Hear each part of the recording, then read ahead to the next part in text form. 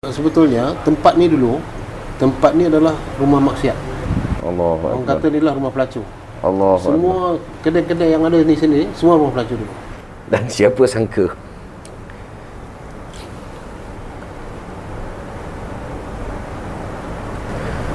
Allah jaga wahyu dia di tempat sebegini. Di tempat sebegini. Subhanallah.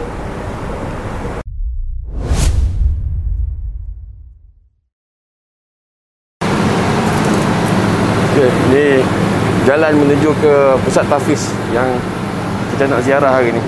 Di Cawkit.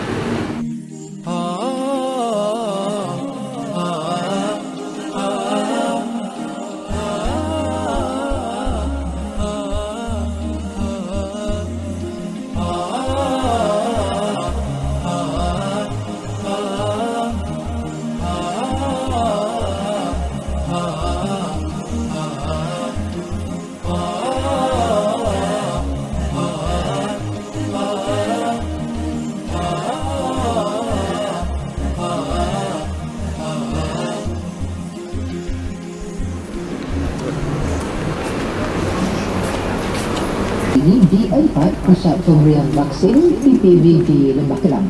Untuk perkembangan lanjut, kita bersama Atikah Makta. Sama tadi ya? Biasa dia keluar sebelah sana ke? Hai, hilang lah. Ustaz! Jangan tak boleh brain. Tempat macam ni boleh ada pusat tahfiz tau. Dahsyat tau, dia ni.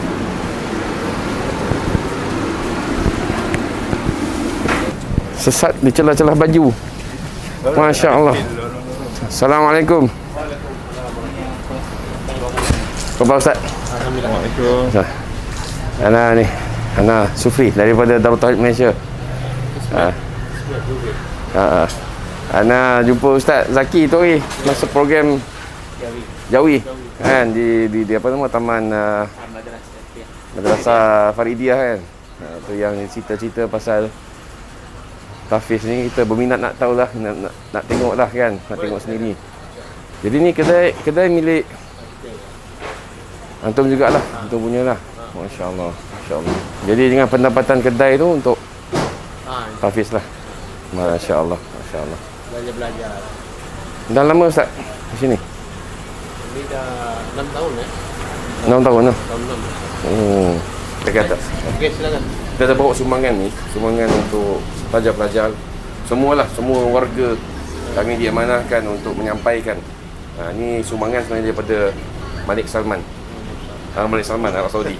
Jadi kita diamanahkan untuk menyampaikan. Sebab ni memang kotak ni dia iftar Ramadan. Okey. Boleh. Jom. Jadi dekat ada kita jual. Ya sini. Okey kan?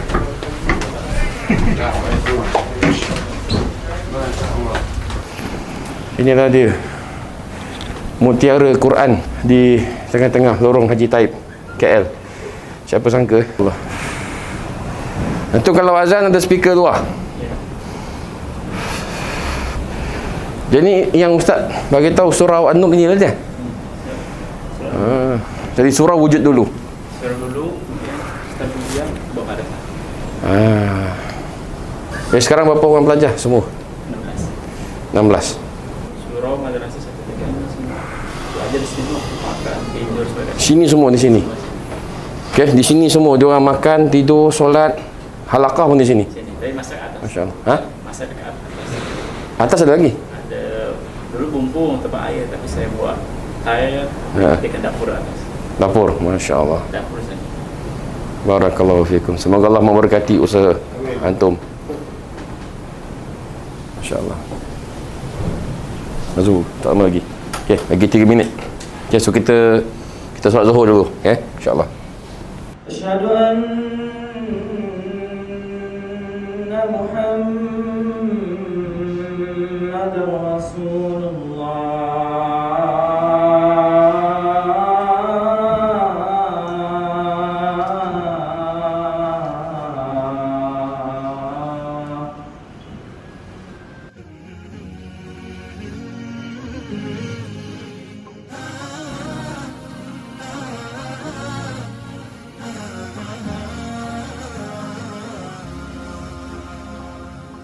قرآننا نور مبين للعابدين مدى السنين. Tuan Haji mungkin boleh ceritakan sikitlah apa sejarah pusat tahfiz ni, mungkin daripada kedai ke ataupun daripada surau ke. Jadi dulu kita masuk di kawasan Coket ni tahun lebih kurang dalam tahun 79 saya sudah duduk di Coket ni. Kita buka satu kedai di depan JM Plaza. Dan alhamdulillah selepas tu kita dapat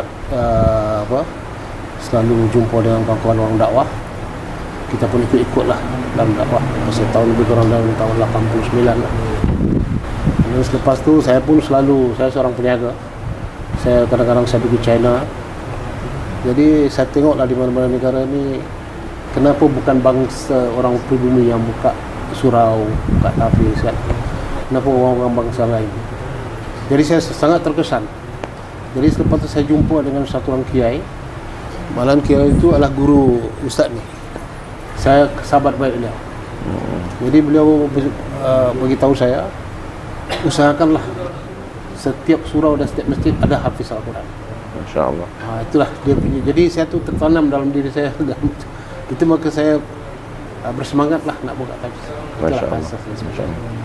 Saya dapat tahu tadi yang ni surau dulu yang ada kan, kemudian baru tahfiz ke macam mana? Sebetulnya tempat ni adalah rumah maksiat. Allahu Akbar. Kena rakam ni. Semenjak bangunan dibina, kan, rumah ni adalah tempat maksiat. Allahu Akbar. Orang kata ni lah rumah pelacur. Allahu Akbar. Semua kedai-kedai yang ada di sini semua rumah pelacur dulu. Masya-Allah. Sebab saya tahun 77 dah ada kat sini. 77. Masya-Allah. Jadi alhamdulillah bila dah lesen diorang ni mati, nah bangun ni tak boleh nak buat apa dah. Tak boleh nak digunakan lagi kan. Jadi jumpa owner ni, dia kata okey, Haji ambil lah tempat ni. Masya-Allah. Itulah berdasarkan itulah kita pun ni kita renovate. Allah. Pun banyak juga makan duit renovate. Subhanallah. Kan. Maha kuasa Allah. Dengan kudrat Allah SWT semua selesai. Dengan kuasa Allah, dengan kehendak Allah SWT, tempat yang dulunya rumah, minta maaf cakap, rumah pelacuran, berubah wajah menjadi pusat tahfiz.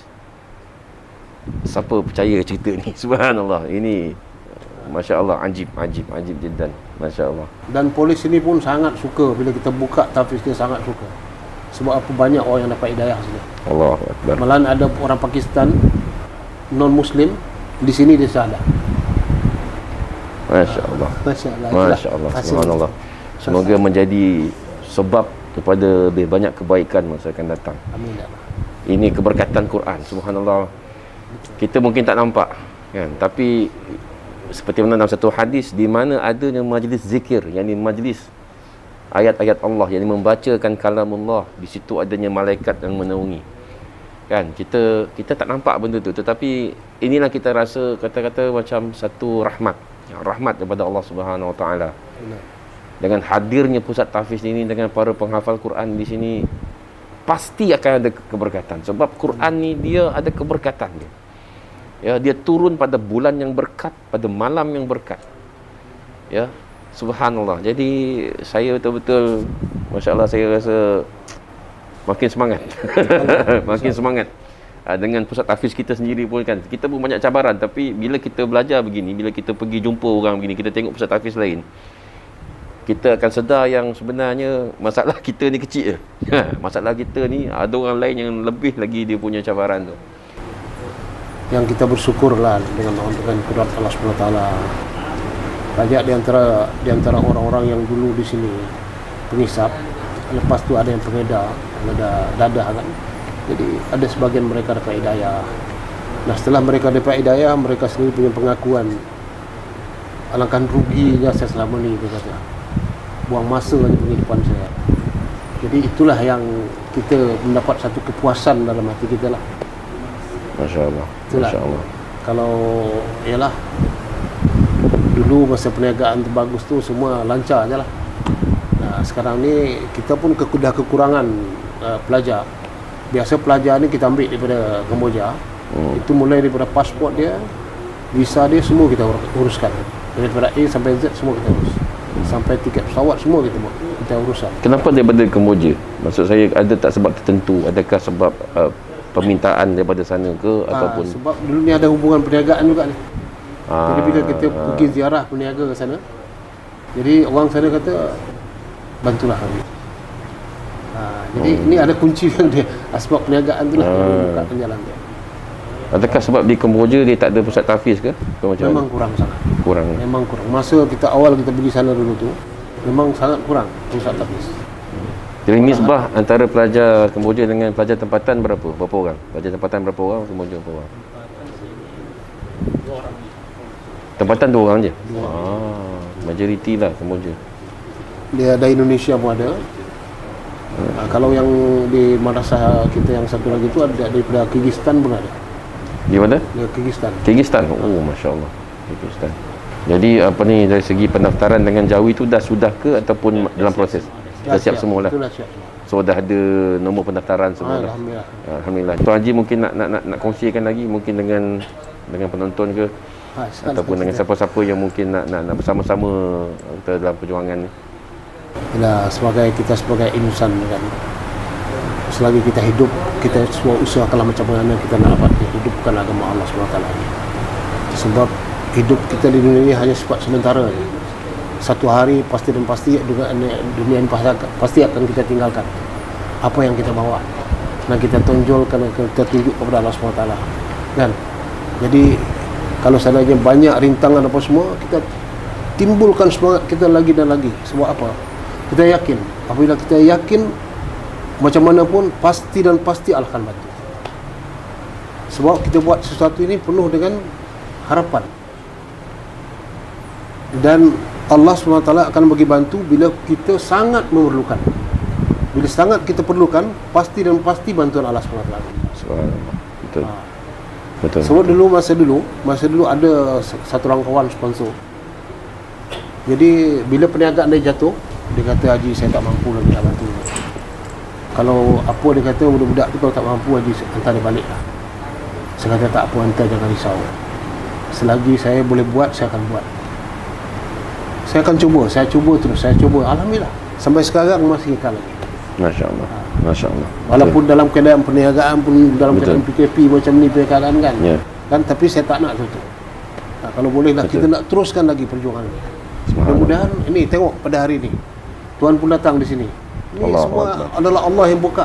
Kan? Jadi inilah kita akan berusaha lagi. InsyaAllah saya sudah ada tapak madrasah. Saya nak buka satu madrasah yang kata orang yang permanen. InsyaAllah kalau dengan izin Allah, saya mungkin lepas ini saya akan mula lah. Masya-Allah. Di mana? Di Ululangan. Ululangan. Dah ada bangunan? Tapak dah ada tapak. Tinggal nak bina bangunan. Bina bangunan lah. InsyaAllah. Semoga Allah mudahkan. Tanah wakaf lah. Orang wakafkan ke? Tak, itu saya belilah. Allahu Akbar. Allahu Akbar. Nampak tak bagaimana Allah bantu orang kan sehingga dapat mampu beli kan tanah untuk pusat tahfiz. Sebab tu saya kata jangan siapa-siapa pandang remeh ataupun jangan pandang rendah tau dunia tahfiz ni. Sebab inilah institusi yang mana daripada dulu kita bukan benda baru. Madrasah tahfiz ni wujud sejak zaman Rasulullah SAW lagi. Di Masjid Nabawi lagi sebenarnya. Bagaimana Nabi ajar para sahabat menghafal Quran. Daripada hari itulah sampai sekarang, sampai kiamat. Ini janji Allah. Inna nahnu nazzalna zikra, kami yang jaga Quran. Allah janji Allah akan jaga Quran ni sampai kiamat. Subhanallah. Nama saya Muhammad Hafiz Zakiuddin. Saya dari Bandung, asal Bandung, Indonesia. Indonesia, masya-Allah. Saya datang sini bulan 3 2015. Okey. Awal datang sini.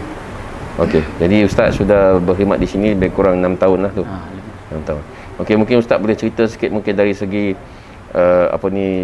silibus ataupun muqarrar pengajian di sini. Kita silibus sama juga, setiap 2 minggu sekali saya buat pengulang hafalan, semua hafalan. Ya. Jadi kalau dia orang hafalan 20, kena baca 20, 15 kena baca 15 juz. Masya-Allah. Adapun bacaan harian yang saya wajibkan 3 juz saja sehari. Mengurut dari hafalan paling lama, terus bila dah habis pusing lagi terus baca. Dan kita ada pembukuan jadual semuanya. Dari kod masing-masing kita buat satu buku. Jadi hafalan baru ada, yang hafalan yang jadi pertengahan, dan hafalan lama semua ada, kena tulis semua.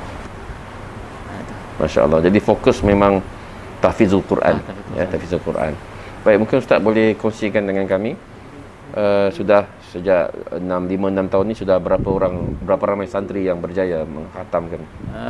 Bermula dari 2015 hingga sekarang lebih kurang dalam 16 orang dah khatam di sini. Masya Allah. Dan yang bulan tahun ini pun 3 orang dah syahadah awal tahun 2021. Masya Allah. 3 orang syahadah. 3 orang syahadah. Jadi sudah 16 lebih kurang sudah khatam dan daripadanya 3 orang yang sudah syahadah. Dan insya-Allah akhir 2021 ini semua yang ada ni kecuali yang ini karena masih baru dan 6 orang akan khatam 30 juzuk akhir 2021. Berapa lama tempoh dia ambil untuk khatam 30? Biasalah secara purata. Secara purata sini ada 3 tahunan. 3 tahun. Ya, lebih kurang begitulah. Di tempat kami pun lebih kurang target 3 tahun. Alhamdulillah di sini juga ada pelajar saya dulu habis dalam masa 11 bulan menghafal. Masya Allah. Daripada Kamboja, kalau ini 1 tahun 5 bulan. 1 tahun 5 bulan. Masya Allah. Dan dah syahadah juga alhamdulillah. Masya Allah. Masya Sekarang Allah. tengah berkhidmat di sini. Masya Allah. Jadi tak mustahil untuk hafal Quran kurang setahun. InsyaAllah boleh dengan taufik Allah Subhanahu Wa Taala. Nama saya Muhammad Isham bin Zainal Fendi, umur 17 daripada Kuala Lumpur. Dari Kuala Lumpur. Dah berapa lama belajar di sini? Setahun lebih. Setahun lebih. Jadi sekarang ni dah berapa juzuk dah hafal? 7 juz. 7 juzuk. Masya Allah. Masya Allah. Banyak tu dalam setahun lebih 7 juzuk tu banyak. Daripada Iqra'. Masya Allah. Subhanallah. Baik. Apa perasaan adik belajar di sini? Gembira. Gembira. Apa yang best kat sini? Main-main bukan senang buat. Budak KL duduk kat Tafiz ni. Dapat kawan-kawan yang baik. Kawan-kawan yang baik. Masya Allah. Dapat guru yang bagus. Masya Allah. Alhamdulillah. Tak percaya. Tak percaya tu. Kalau tak dia tak tahan lama setahun lebih. Mesti ada tarikan selain daripada menghafal Quran. Okey, apa cita-cita? Sambung belajar kat Mesir. Sambung belajar di Mesir. Subhanallah. Waffaqakumullah. Semoga Allah Ta'ala mudahkan. Nama saya Muhammad Farhan daripada Indonesia, Medan. Daripada Indonesia, Medan. Sudah berapa lama belajar di sini? 3 tahun setengah. 3 tahun setengah. Jadi selepas 3 tahun setengah dah berapa juzuk sudah dihafal? Baru tadi pagi habis baca hafazan 23 juzuk. Masya Allah, sudah 23 juzuk. Jadi apa cabaran sebagai seorang pelajar di sini? Cabaran untuk menghafal Quran tu? Pertama sebab beza negara, jauh daripada family, kawan-kawan. Berat. Bila terakhir pulang ke kampung ataupun memang daripada awal datang sini tak balik kampung? Ada balik kampung. Ada balik 2019. 2019. Ada rasa boring kadang nak balik, tapi alhamdulillah dapat Ustaz selesaikan semua masalah tu. Masya Allah. Alhamdulillah. Selepas ini apa perancangan? Sambung belajar ke? Sambung belajar. Sambung belajar kat Mesir juga. Sambung belajar di Mesir juga. Masya Allah. Di Mesir di mana? Di Azhar ke? Di Shubra ke? Azhar. Di Azhar. InsyaAllah. InsyaAllah.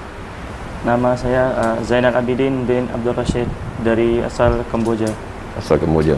Saya datang sini tahun 2015 bulan 5. 2015 bulan 5. Lama tu dah 6 tahun. Jadi adik sudah di sini sepanjang tempoh tu dah habis khatam Quran ke ataupun masih lagi? Sekarang dah syahadah dah. Dah syahadah. Masya Allah, Masya Allah. Mungkin boleh terangkan, mungkin ramai tak tahu ni syahadah ni apa. Kalau dalam bahasa Arab tu syahadah ni sijil. Tapi konsep syahadah, pengajian syahadah dan tahfiz, bidang tahfiz Quran ni dia lain macam sikit tau. So mungkin adik boleh explain sikit. Bila ambil syahadah tu apa yang perlu dilalui? Syahadah ni kita harus baca 30 juzuk tanpa melihat Al-Quran.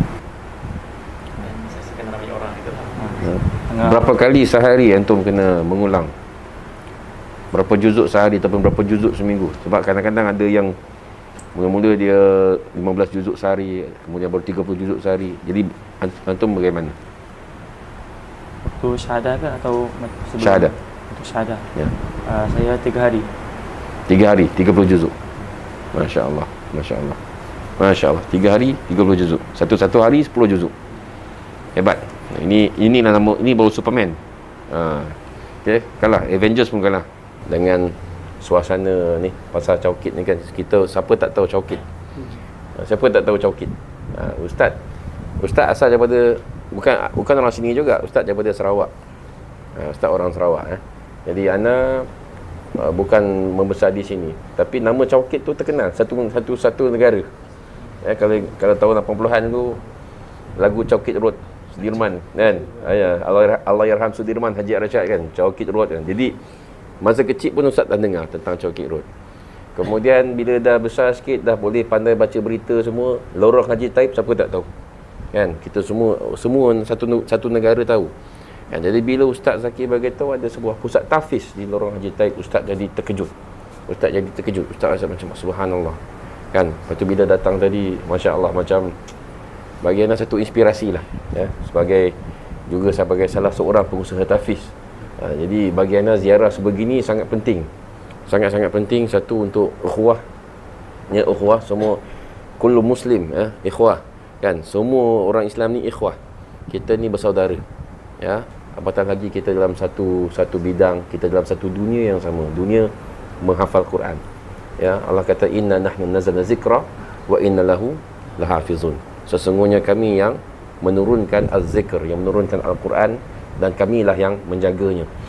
Dan siapa sangka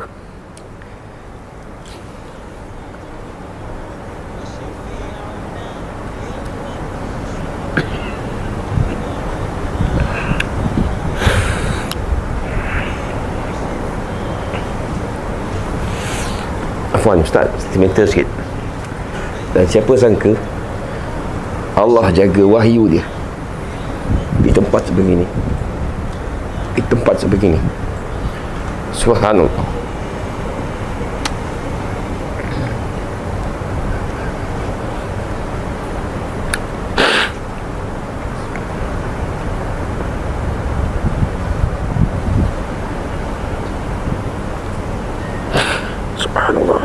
Subhanallah.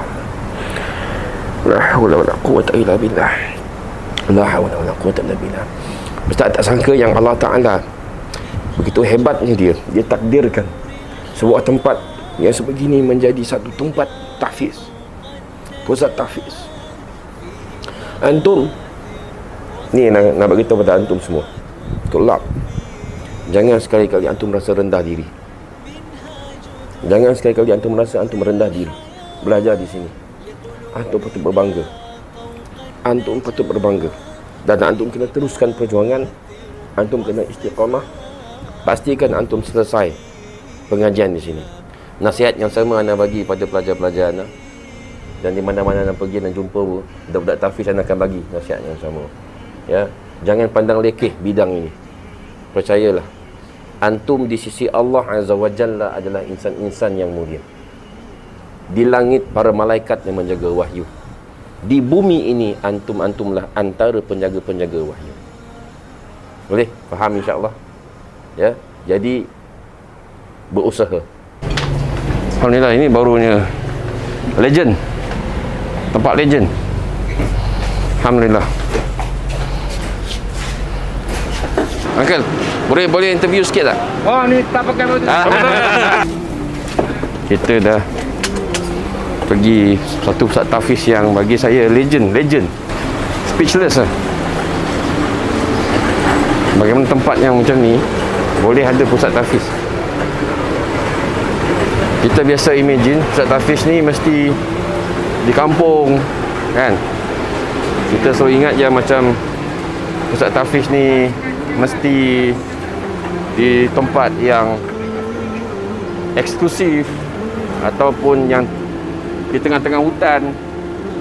Tapi yang ni membuktikan bahawa tak ada alasan untuk tidak membangunkan institusi agama ya, khasnya institusi tahfiz.